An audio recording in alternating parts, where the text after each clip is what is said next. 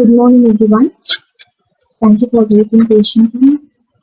We'll begin the session. Mohammed Satak Trust and Mohammed Satak KG Academy of Architecture welcomes you all to this lecture series. We thank our Dean and Advisor, Professor Mohammed Harris, our Principal, Mohammed Idris, our HOD, Professor Satish Kumar, for providing this platform. I request everyone to switch on the video throughout the session and kindly mute the mic. The presentation by our guests will be for 20 minutes. After that, we'll have a Q&A session. You can type your questions in the comment box. We'll have an interactive session where you can ask the questions directly to the speaker. We'll begin the session with Nelson. Nelson is with us. Nelson is going to sing us Bharatiya song. Nelson?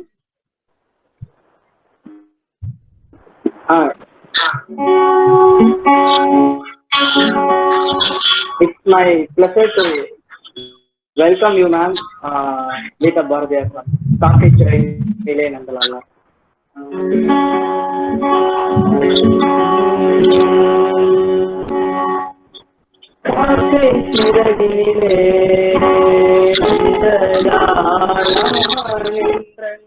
கரியனிடம்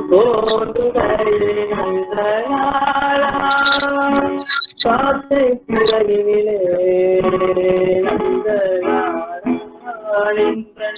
கரிய நிறம் தோன்றுகையே நந்தனாரா பார்க்கும் மரங்கள் எல்லாம் நந்தனாரா பச்சை நிறம் தோன்றுகையே நந்தனாரா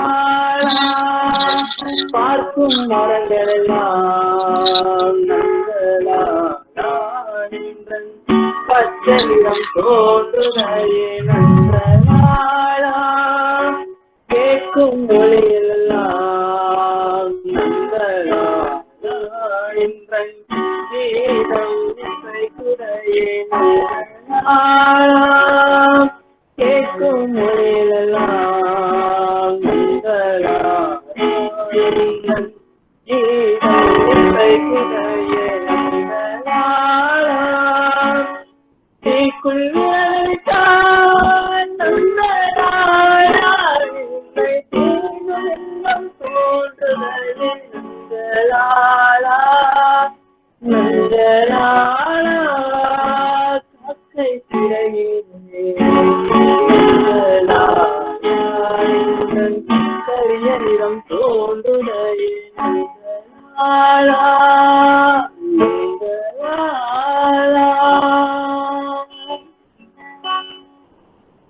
Thank you.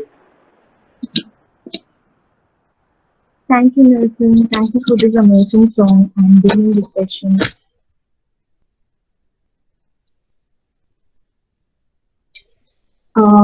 We are so glad to have architect Meera with us.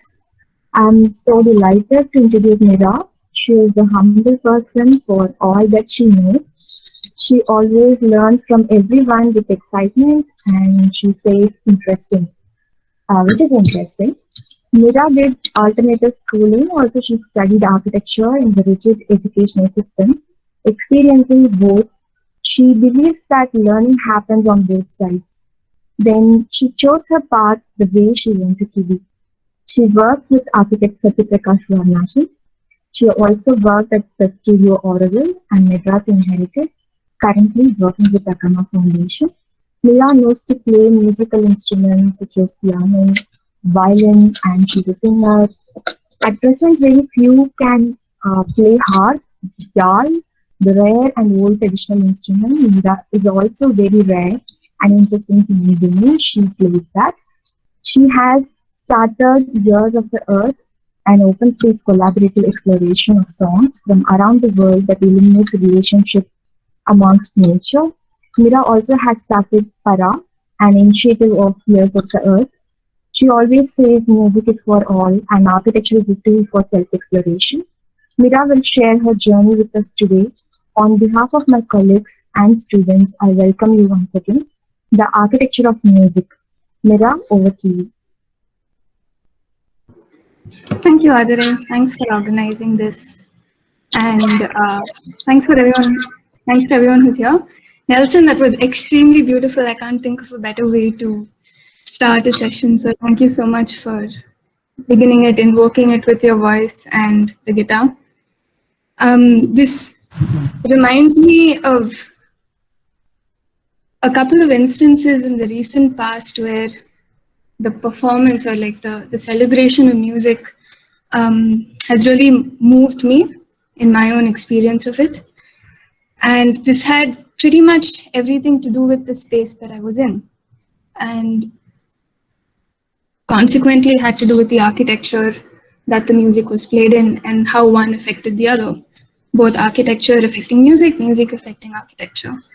So the first one was in the foothills of Javadu. We were all in a mud domed structure, and this was at night, and I sang a song, and I'll never forget the kind of reverberation and the kind of energy that was there inside that space, not just in that space, but the nature that surrounded it, and the croak of a frog, and the whistle of another animal, kind of adding to the experience of singing and listening to music in that space. And the other one was a very interesting experience for me, which was on top of a hill. It was quite a rocky hill, and going trekking, and we noticed that some of the stones on the ground, because they were weathered and water had seeped through them over many years, they had created little hollows. So you had the ground itself, and then you had the stone, and there were hollows inside. And this created different sounds when they were tapped on. And so mid-trek, we sat down, and then we were just drumming the rock, and it created a very unique sound of its own. And this was out in the open, with just the sky above us, and that was a very different experience for me in kind of invoking a type of sound that you can't really expect, just because you had no control over how it was made. The other one which really has stuck with me is when I had the opportunity to sing at the bottom of a stepwell. And this was extremely moving for me. One, because the acoustic quality inside a stepwell is something I can't even explain. It's part of it is reverberating from the corridors around you. Part of it is going straight up to the sky. And each of these instances, I realized while thinking about them, was each of them had a very different context in terms of the space, in terms of the beings involved, in terms of the kind of tools that we had, in terms of the kind of music that was played. And while I realized that I was a constant in these three situations, it wasn't about me. It was about the sound that was created, and it was about the space that created the sound.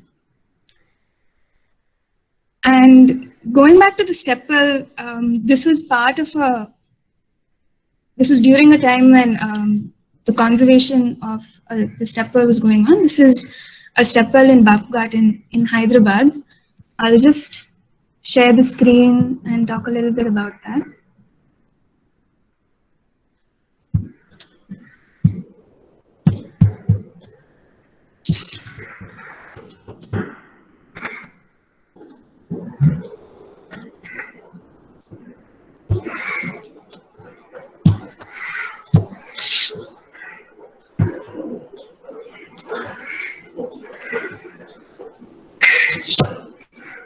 Andrea, it's shared, right?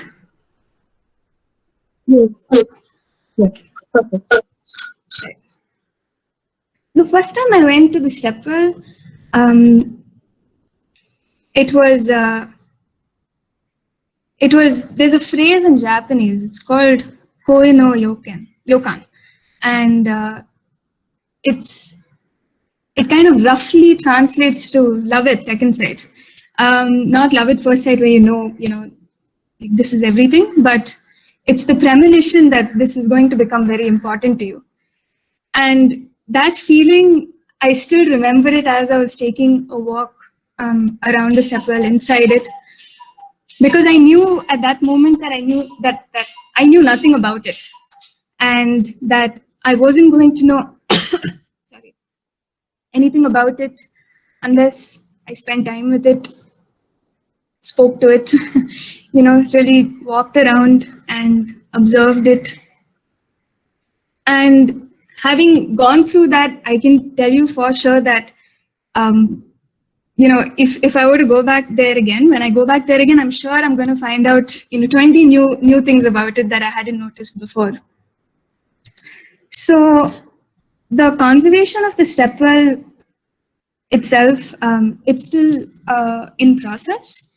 And this is what it looked like before, where it was completely covered in trees and hardly visible.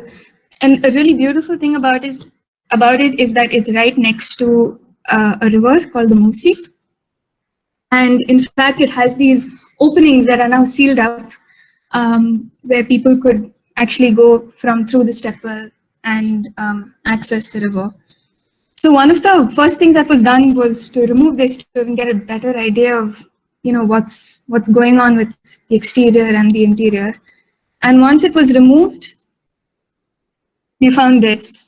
And through each of the processes that has happened so far, one that has always kept me excited and kept me looking forward to working on it and looking forward to the next steps is that sense of wonder, because conservation to me is like detective work almost in some ways, because you never know what you're going to find, and there are so many clues. It's all there, and the way that we have to piece it together, gives us more information and helps us learn new things.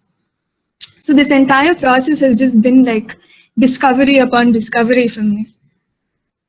So once most of the vegetation and everything, this is the Musi, so this is the view from the stepwell. Pretty much every evening, the sun setting behind that bridge was how I kind of winded up my day, and it was really peaceful. So once most of the vegetation and everything was removed, we had to de-water, like take out the existing water from the stepwell and also take out the existing silt. Now this was extremely exciting, like I said, because one, we only knew that there were a couple of steps here, and as the water level kept reducing, more steps kept revealing themselves. And each time there was such a sense of wonder, like where are these steps going to lead? Like how many more floors is going to be, because we had absolutely no idea. And similarly, for when we took out the silt as well, there were just so many things, unexpected things that we came across. And it was really so beautiful because the water had stayed there for so long that it had created these lovely layers of color on the walls of the well itself, which also, of course, is a demarcation of the level of water at different points of time. But I think colors are really beautiful. One of the things that was really amazing to discover was that the well had life in it. The stepwell had life in it. And there were turtles, there was a catfish, and fortunately we were able to take them out and keep them in a safe space. And I really hope that they're doing well today. So this is the process where we actually set up a crane that would take out, with a bucket, that would take out the silt from inside the well and then transport it to adjacent to the stepwell where there's The ground level was a little higher, so it was all deposited there. And the one thing I realized here is never to take digging for granted. Anytime we dig something, we dig the ground or anything, we kind of do it. There's the veracity of wanting to dig a hole, right? But every single time, at least for me, from now onwards, I'm going to dig very carefully because you'll never know what you're going to discover inside the ground. And it's also extremely strenuous work, which, it was in the process of actually watching this that I realized right now I can talk about it and say, yeah, this happened and then that happened and then it was over. But the amount of time and the amount of effort that actually goes into doing these activities it's really, really, a really big thing. So as the desilting happened, we came across these pots, which we think may be urns, and the silt was also deposited along the periphery of the step well and leveled. So yeah, this is why I don't want to ever dig without consciously hoping for something again, because this is something we weren't really expecting. So after the desilting, the dewatering and desilting, the scaffolding was put up so that everyone could remove the lime plaster and the paint from the walls, just to take off what was old and also take off what was damaged more than old. So wherever it was still relatively intact, we left it the way that it was. And then quite some time again was spent in the arduous activity of actually scraping and cutting and taking off the lime plaster. In some places it was really hard because the water had stayed there for so long that the paint and everything had just stuck to the walls. And I'm completely amazed now that I was able to witness it, as well as had the opportunity to try this work of removing the lime plaster, removing paint, working around small details carefully so that we don't damage them. It's hard work and it is quite difficult. And it completely changed my perspective of how we expect work to be done and the pace at which it is done. And I definitely learned a lot from all of these people who did this. In the process, again, discoveries. In the process of removing the paint and the lime plaster, we came across so many absolutely beautiful details that were there on the step well. And I'll speak about this a little later, but it became very significant for me, the importance of visual documentation of any of these kind of structures, especially when a certain amount of work goes into them, to kind of contrast what it was and what it became and then what it could be.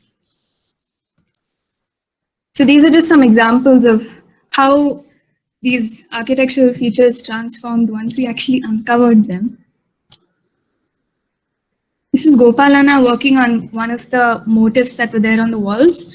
These motifs were hardly seen. There was just traces of them when we first looked at them. So we knew, okay, there's something there and we need to be careful while uncovering it. And he did such a meticulous job going around the details that once it was done, it looked something like this. These are some of the other details that we saw. All of these were completely hidden by layers of paint and lime plaster that was loose.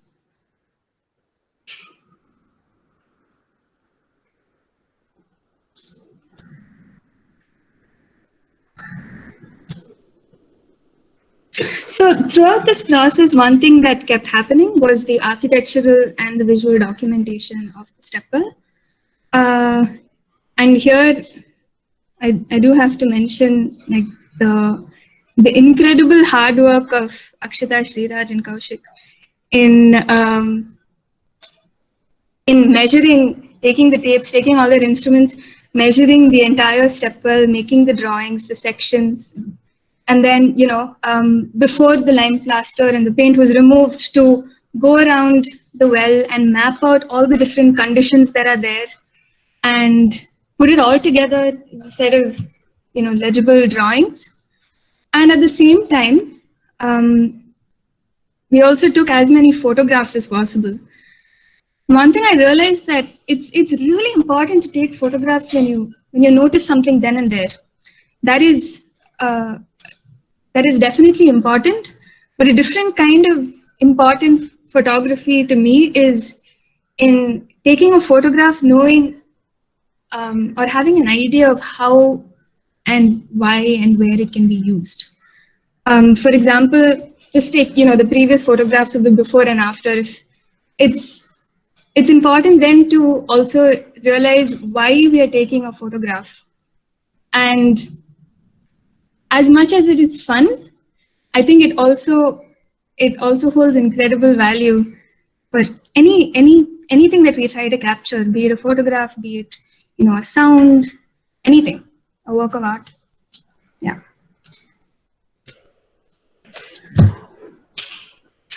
Through the process, there were the step well was in a public space, and people would come for walks, and we spoke to quite a few of them, especially the older people, and asked them if they knew about the step well.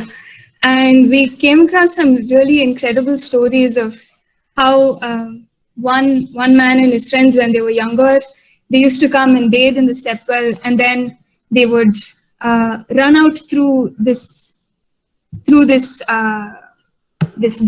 There used to be a door, so he described the door to us, which would open out towards the Mosi and run right through.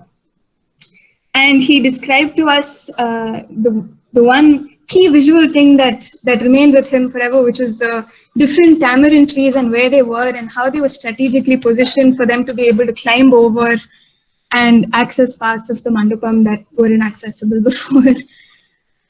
And these are as important as oral history documentation as say making architectural drawings, because these are stories of experiences of real people who have engaged with this place in their youth or at any point of time. And so it is definitely important to document this as well.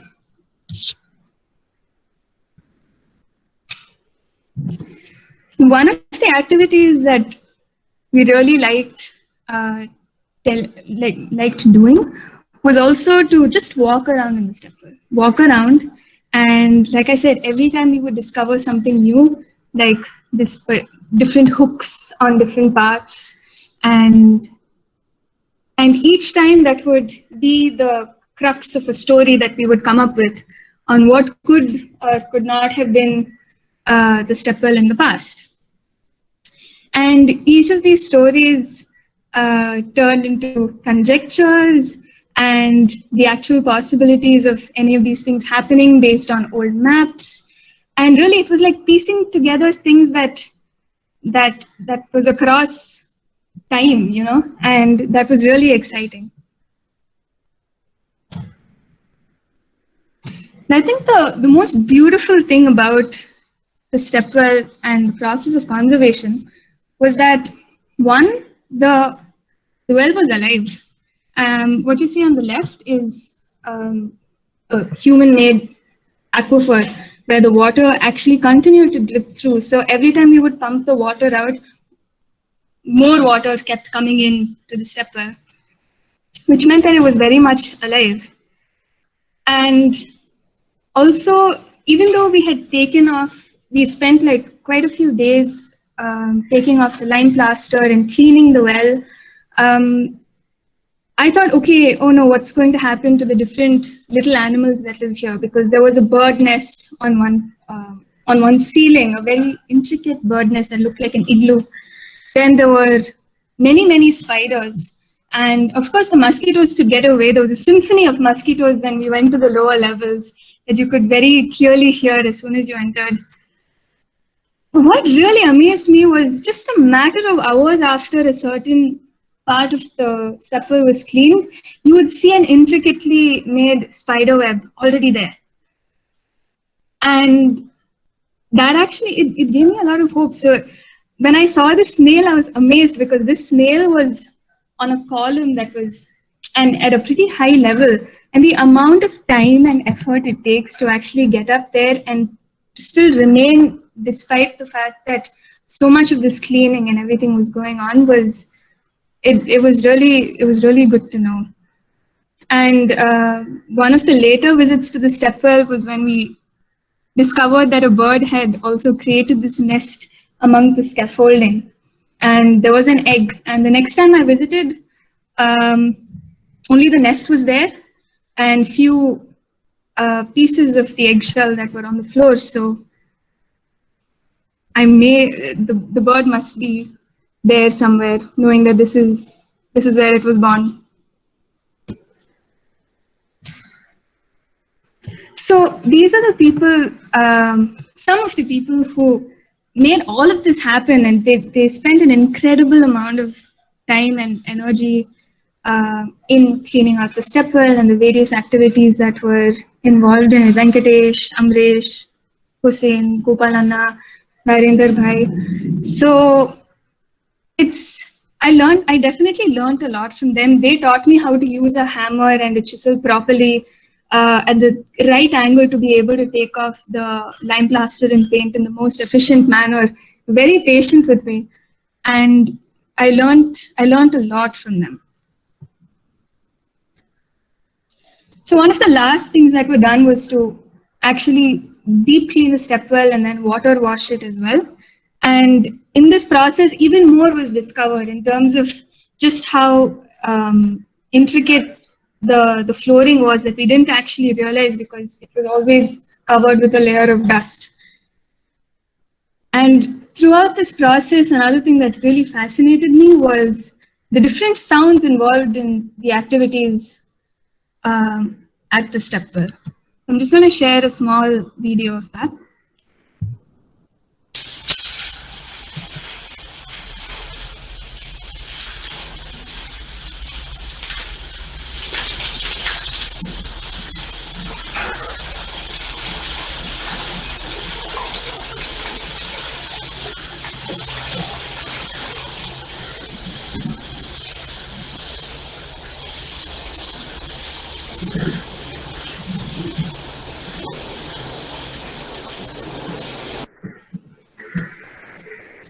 So every time someone was scrubbing or someone was chiseling or hammering or brushing, it was done with a kind of rhythm, you know, a very subconscious rhythm. It's not like you sit there and actually do it with that in mind. And it was really fascinating to record and listen to it, just be there and listen to it as well. And that's when it also occurred to me that we consider that only, you know, some people have a sense of rhythm, or rhythm is a very specific thing, but it really isn't. And I definitely believe that a sense of sound, music, and rhythm is in everyone. It's not confined to what, you know, kind of people we call musicians. And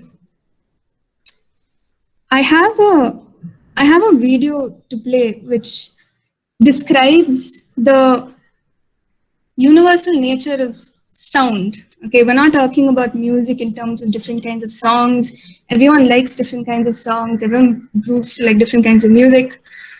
This is about sound at its very basic form, the way it is perceived, the root of sound itself, before it even originates. Somewhere in our mind, it registers, and how we evoke it is in different ways. So this is a video by one of my favorite musicians, Bobby McFerrin, where he demonstrates this way that sound and music actually brings people together, and it's not it's not restricted to only one group of people.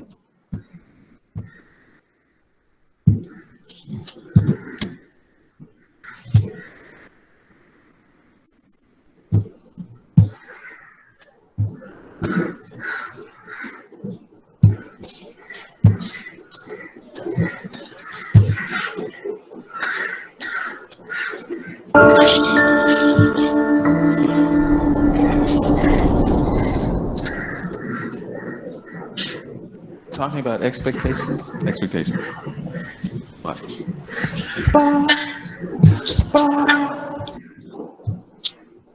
I forgot to mention this, but as he's doing this activity with the audience, I'd really like if you could try and follow along.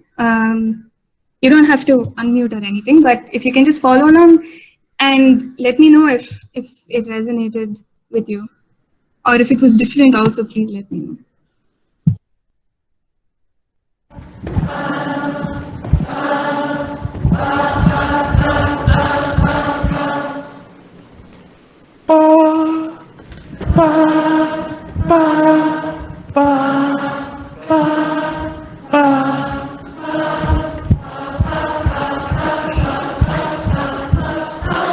Okay.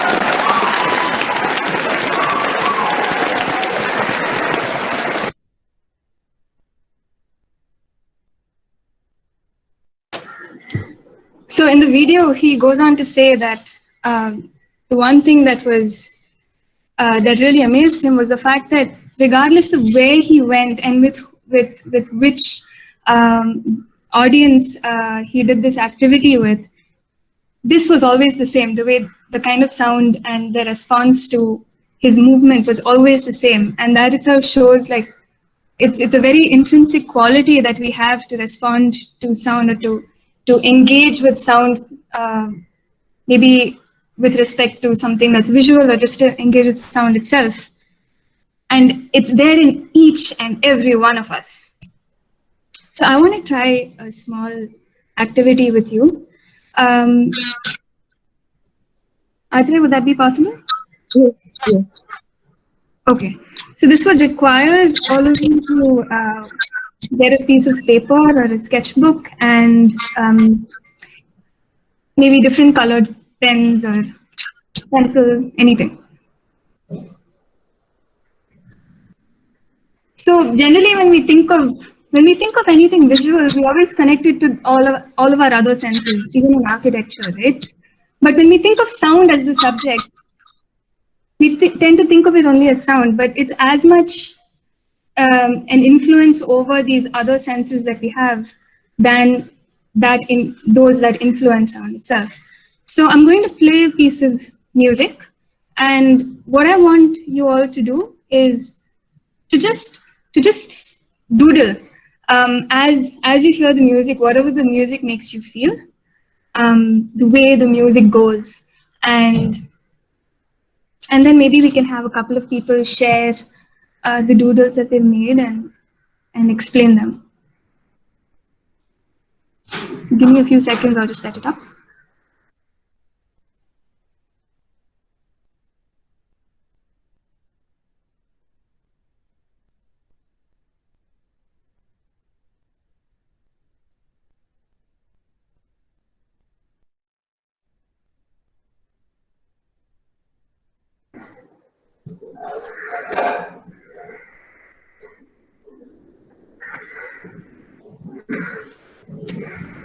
Should we give it a few seconds or minutes before we start, Adire, or can we start? Yeah, so Aditi, please start with your activities, take a paper and follow Mira. And this is a number, so you can WhatsApp your picture once you have done with the activity. So we'll discuss shortly of it.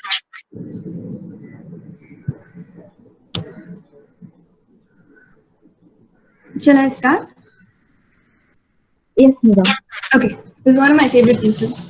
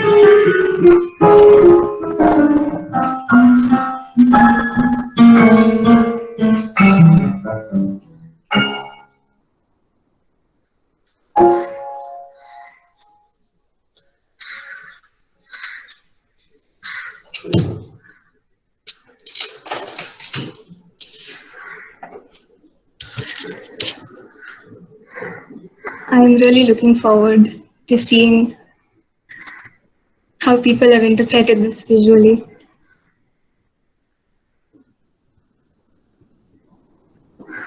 So I request the participants to send your doodles to the number.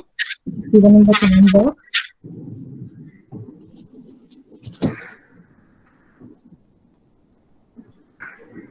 I'll just shift back to my place in the meantime. Yes.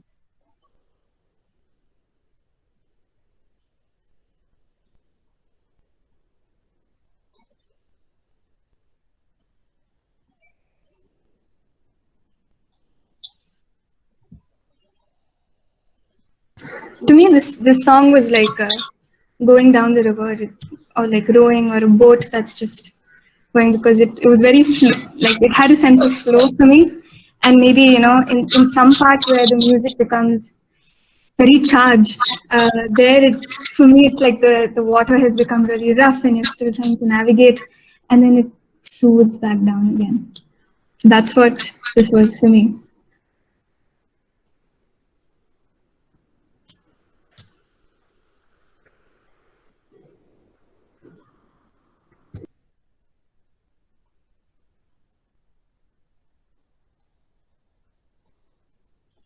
If we have one, I got one, um, the two more.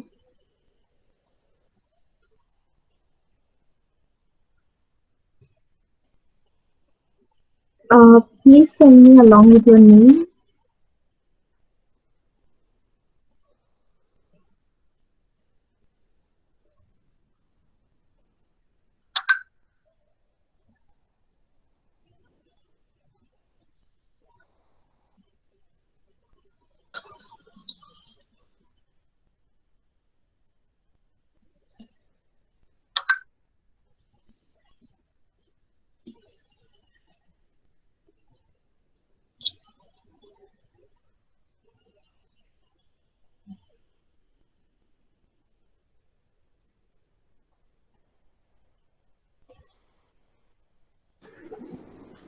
It would be really nice if once you've shared it, if you can also say a few words of why the music made you doodle in that particular manner. There's really no right answer or wrong answer here. Only right answers.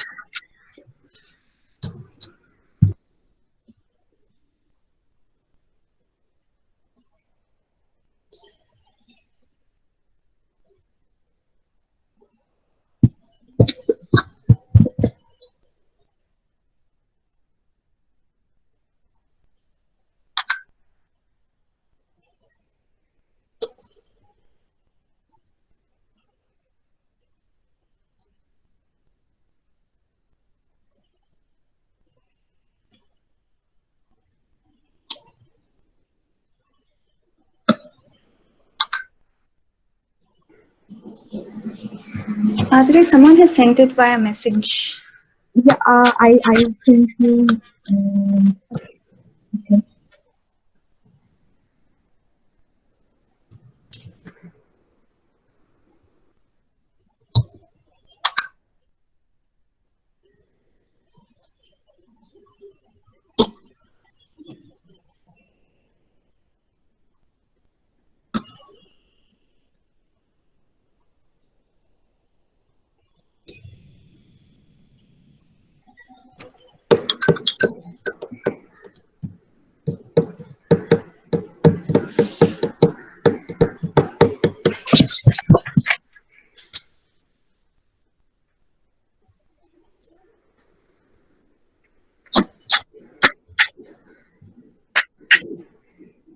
So Adri was telling me that some of you are really interested in music and in how it relates with architecture and everything. And one of the biggest learnings for me is that as much as architecture helps music and helped it evolve, the music also helped architecture evolve.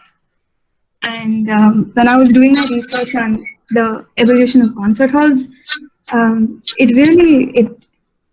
it completely changed my perspective of the way we relate to both individually and together. So I'll maybe share a couple of books that I found interesting relating to this later. But for now, if we can share our doodles and talk about them, that would be amazing.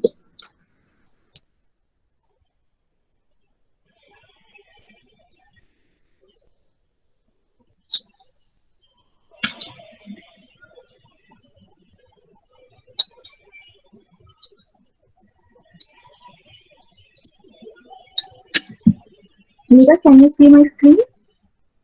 Yes, yeah.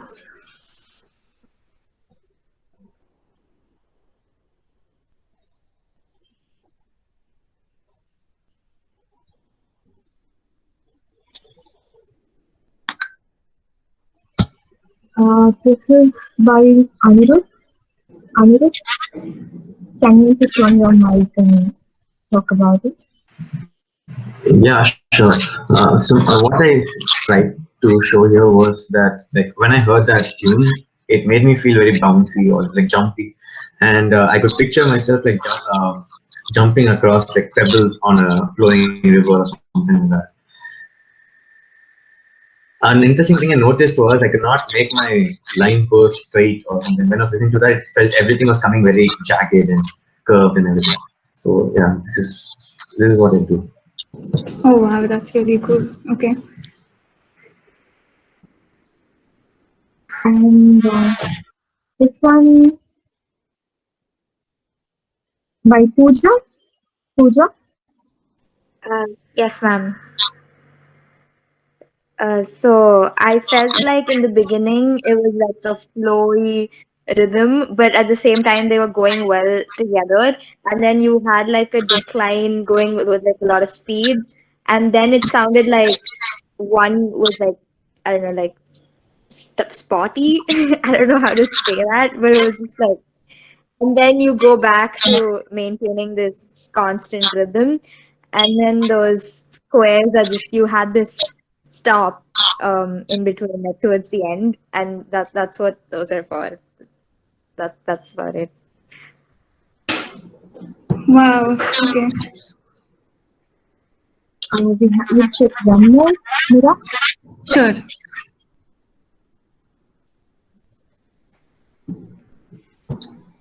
Ratan Shankar.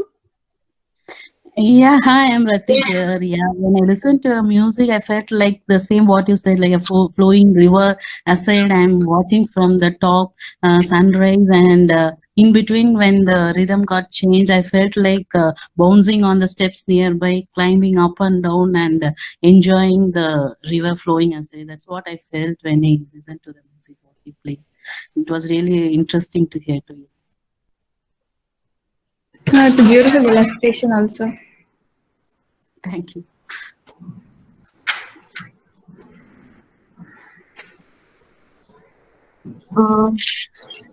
Yes, Mira, do you want to try the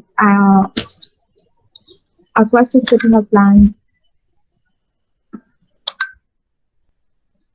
Mira? Sorry, I didn't get that. Yeah. Can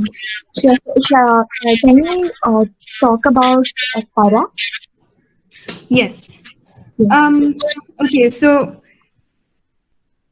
keeping in mind this really basic and intrinsic quality of all of us to be able to relate to sound, whether we're trained to or not, it's really important to learn that this is a possibility, to share it with others, and to also take that active time in listening. I'm sure a lot of you play songs in the background while you're working. It gives it a common sense of rhythm and almost like white noise while you're working. But to also very, very actively listen to something is an experience of its own. And so Para is a space. For now, it's a virtual space where we come together every morning and we engage with sound. Be it the early morning birds that sing their songs first thing in the morning that we'll hear, or some people they know how to play different instruments and so they play it, or if they have something to share. Sometimes we take a song and we learn it in a different way. So it's to be able to enjoy the process of listening to sounds, of making sounds, and expanding our idea of what music itself is, and that happens when we all come together and share our different perspectives. So that's what Para is, and those of you who would like to join, please do. It happens every day at 5:30 a.m. On Google Meet. Maybe I can share the Google Meet link with you all. There's no prerequisite to having like any experience learning an instrument or learning how to sing. You can just be, and that's perfectly all right. Mira, one more question. If there is something that you miss doing, learning in UG college, and you do not want these students to miss this, what would be that? Sorry, Atra, I didn't. Can you repeat the question? Yeah, if there is something that you miss doing or learning in your UG college, and you do not want the students to miss that, what would be that? It is a couple of things. One would definitely be to. It's one thing to design something as sketches or on our different softwares. It's a very different thing to take your hands and do work. Whatever it is, from digging a hole to laying bricks to anything, and I really think it's important to get hands-on experience in that sense, beyond like a 2-hour workshop or something, but to actually talk to the masons, learn from them, and do the work that you're designing for. That was one, and the other is something that I really did miss in college, and that was to continue to read and continue to engage in the things that we're passionate about, beyond our coursework. It is so important to still continue to evolve as in these different aspects, be it sports or music or art or anything that it is. If you're passionate about architecture, go beyond what the college is teaching you and explore on your own. Get together with your classmates and maybe come up with a project. For me, definitely one thing I missed was to go beyond the confines of what the college was teaching me and explore both my own activities in terms of music and other creative things. And the other was to read. Please, I would request all of you to please read. Just keep reading, even if it's 2 lines every day. Keep building on it, because there are so many words from so many mentors that can give you so much hope. Because I'm realizing now that if I had read this book, a few years ago, I would have completely, a lot of things would have been different for me. And read anything. It can be fiction, it can be non-fiction. And one of my favorite authors is Douglas Adams, and I read his work at, I think when I was in class 8 or 9 actually, but his words have stuck with me even today. And I'm sure, as we keep reading, we'll discover these authors and these words that will stick with us and that will give us hope as we keep going. So please read every day. Mira, can you suggest us 5 books for reading? Okay. So one that's relating to architecture and music, which I said I would also tell you about. It's called Building for Music: The Architect, the Musician, and the Listener. So this goes, it does get a little technical. It goes into the history and the evolution of concert halls and how certain types of music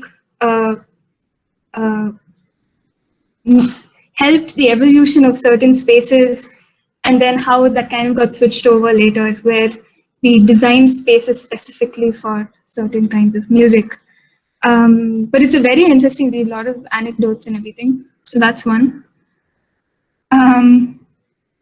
Douglas Adams, The Hitchhiker's Guide to the Galaxy.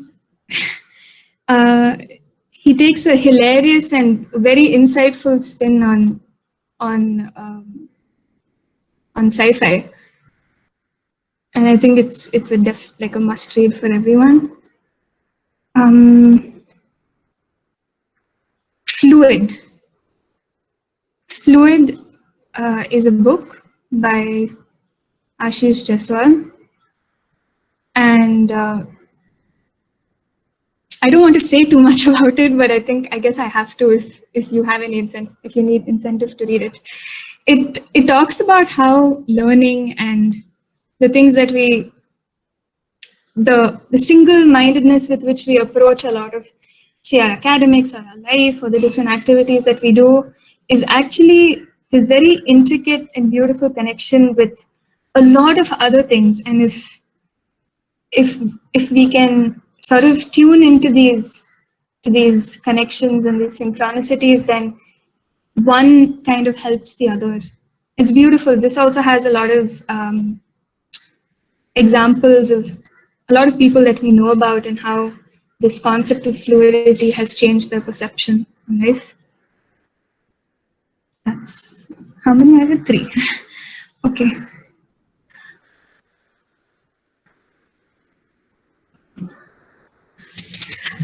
I found Sapiens to be a really interesting read. Granted, I think I have to read it again every couple of years because it's so packed with information and connections and everything. But it talks about the evolution of humans, of sapiens, from different aspects of life that we can actually relate to today, and why we are the way that we are, and what could have been the source or the root of that.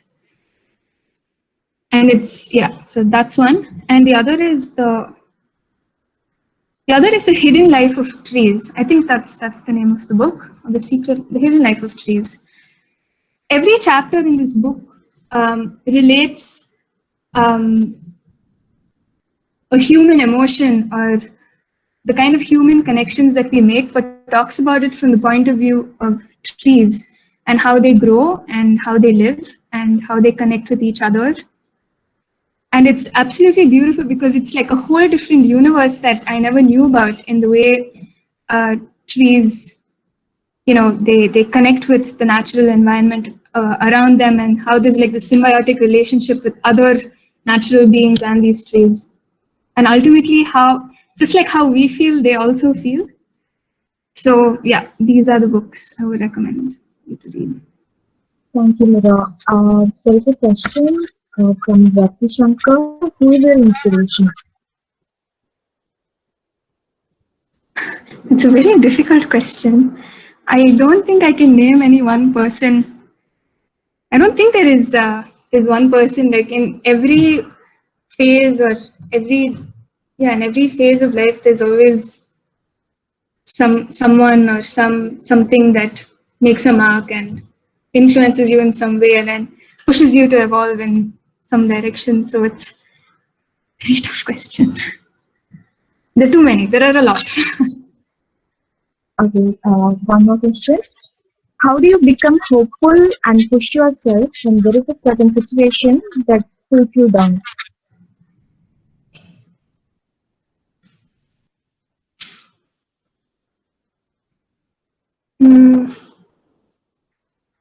I think it's in constantly reminding myself that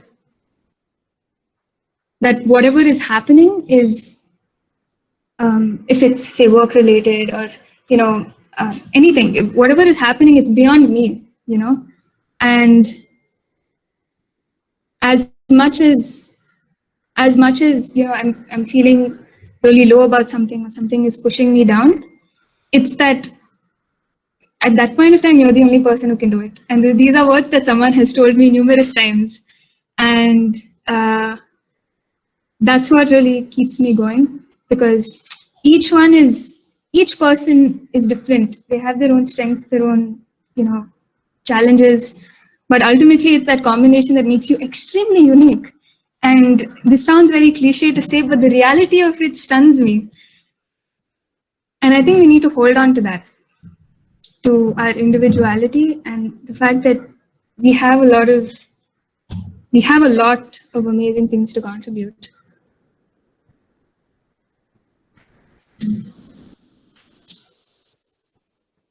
So there is one more question, Mira. How do you think conservation influences the future of design?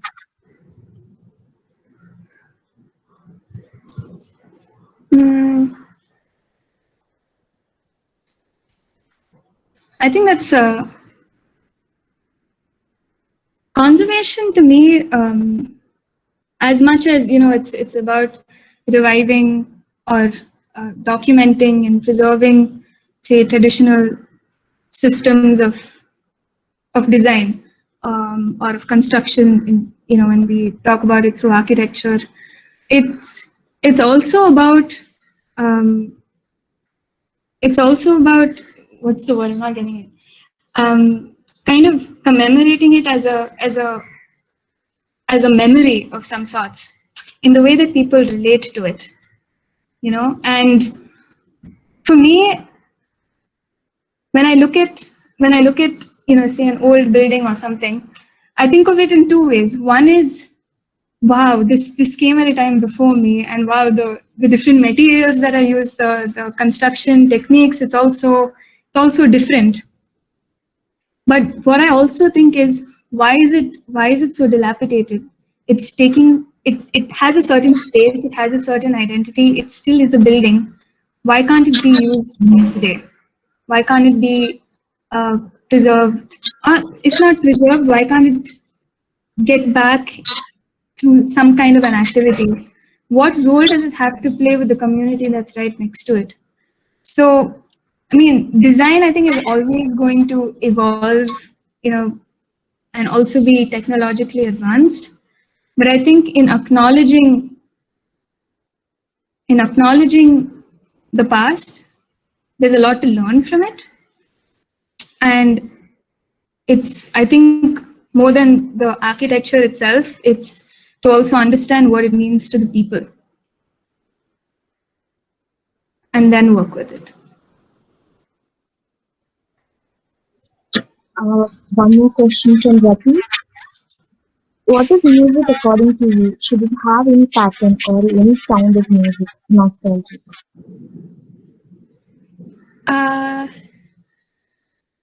Wow, another very tricky question to answer. What is music? Music is just a combination of sounds in different rhythms. A combination of different sounds in different patterns, like you said. Some of it can definitely be nostalgic, and I absolutely love nostalgic music or melancholic music. But it can also just be really energetic, or it can be furious. It can be sad. It can be so many things, right?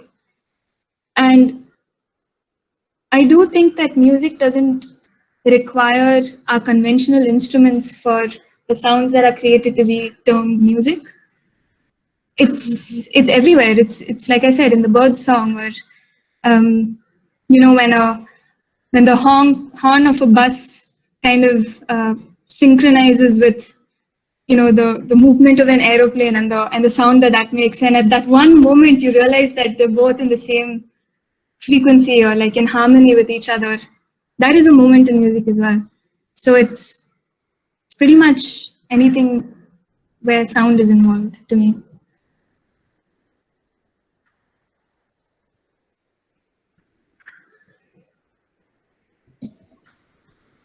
Okay, one last question, Mira. I often feel get stuck in my comfort zone or even like peer pressure of my friends and family. How do I break out of this and go into a stage of actual learning and evolution?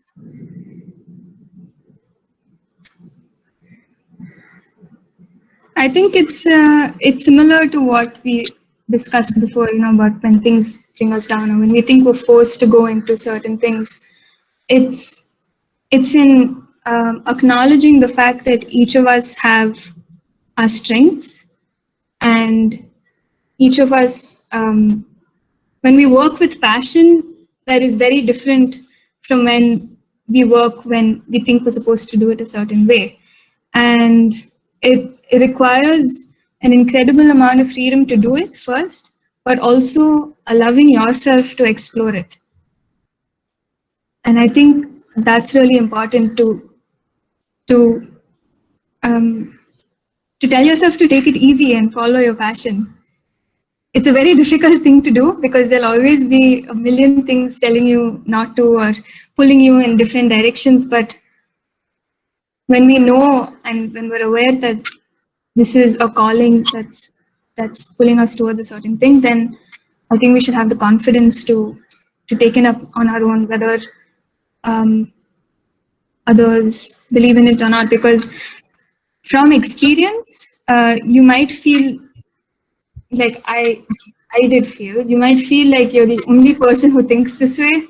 But the more that you engage with it, whatever it is that you're passionate about, you start attracting the community that also thinks in a similar way. And that takes time, but it does happen. So I think, it's important to believe in that. I think that's really amazing. Thank you, Mira. Do you want to try this acoustics that you have planned? Sorry, I didn't get that. The different acoustics that you want to try in the house? Yes. So I want to end with, of course, if there are any questions, we can take it after. A concert hall is a really amazing place to try out music for sure. But something that I realized is equally amazing as a space is the bathroom, as well as the any stairwell of a flat or an apartment, because the acoustic quality of it. Of course, in the bathroom we have the privacy of being able to sing whatever we want, however we want, but architecturally as well, the kind of resonance that both of these spaces creates is really unique.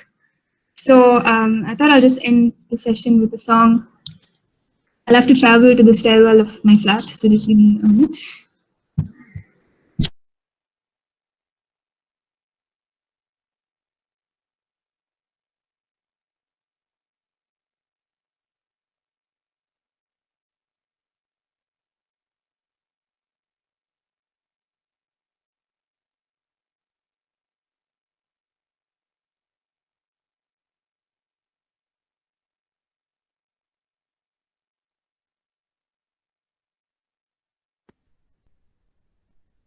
I'm going to keep the video off, and if possible, I want you all to just close your eyes and listen. Sure.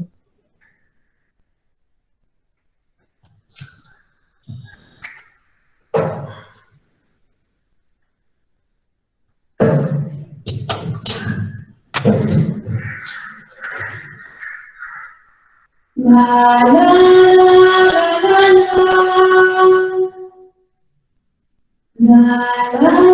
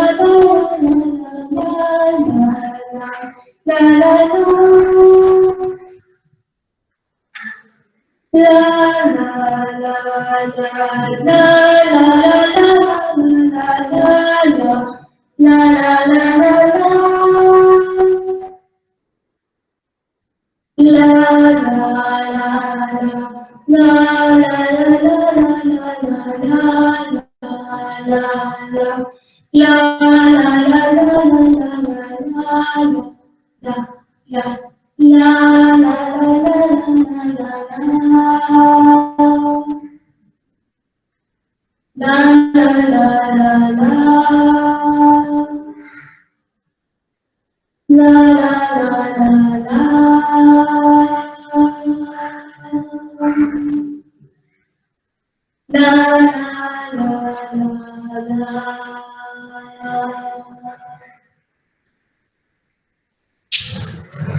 Thanks everyone for this very nice time. I hope you did too. I'll just get back to my place. 1 second.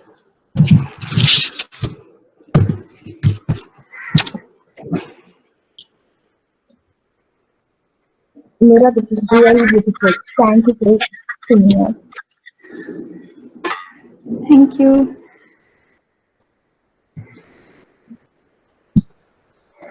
Yeah, and can you please talk about Years of the Earth? Oh, yes.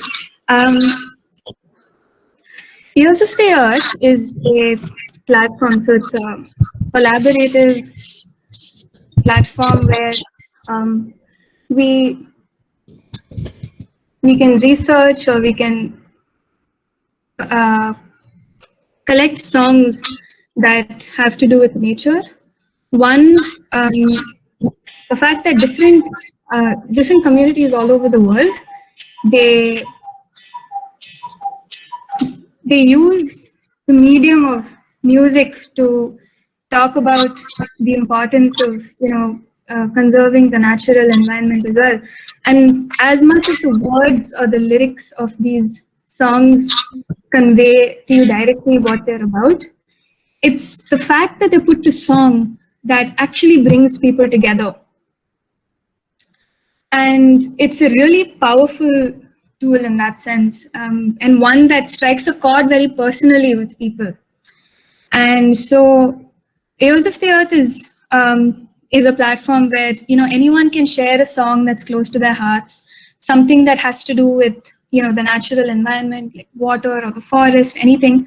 And one, we can all learn these songs, and two, we can also learn about the people behind these songs. Why were these tunes created? Why was it important to sing about these things?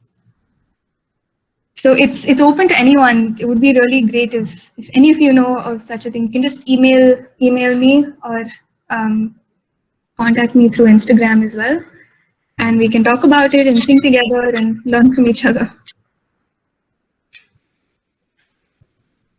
That's really amazing, Mira. Do you have any questions?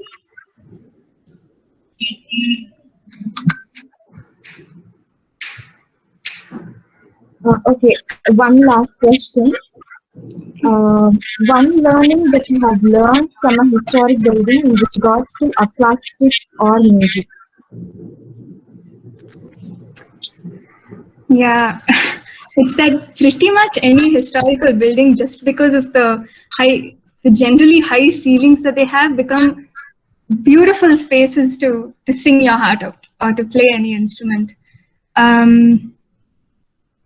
Just the nature of the building itself. So I remember a couple of years ago, 2 years ago, I think we had a concert in the Higginbotham's building on the first floor. And while there was this, it was kind of like a balcony, so it was open on the ground floor, and that may have sucked in a lot of the sound. But just the fact that it was such a big enclosed tall space, it really gave the music that took place there a whole different twist. So it may not be a technical learning, but for me, it's the discovery that, okay, anytime I go to a historical building, in a safe manner, I'm going to create some sound.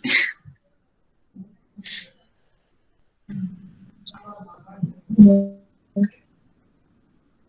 So, yeah, so we'll end the session. Thank you so much, Mira, for joining us today. It's such an inspiring talk. And thank you for taking us walk along the step while through your presentation. It is really amazing, and the activities are so engaging. And I'll definitely send all the, I have got a lot of images and their thoughts with the doodles and things. I'll send you, please get through all of it and let us know your feedback too. And thank you so much. Thank you so much for joining us today. It was such a wonderful session. Like within this online platform, you just made us to travel through different spaces with music. Thank you so much. Thank you so much, Adirai, for creating this platform and for moderating it. And thanks everyone for participating. I'm really looking forward to seeing your sketches and your explanations behind them.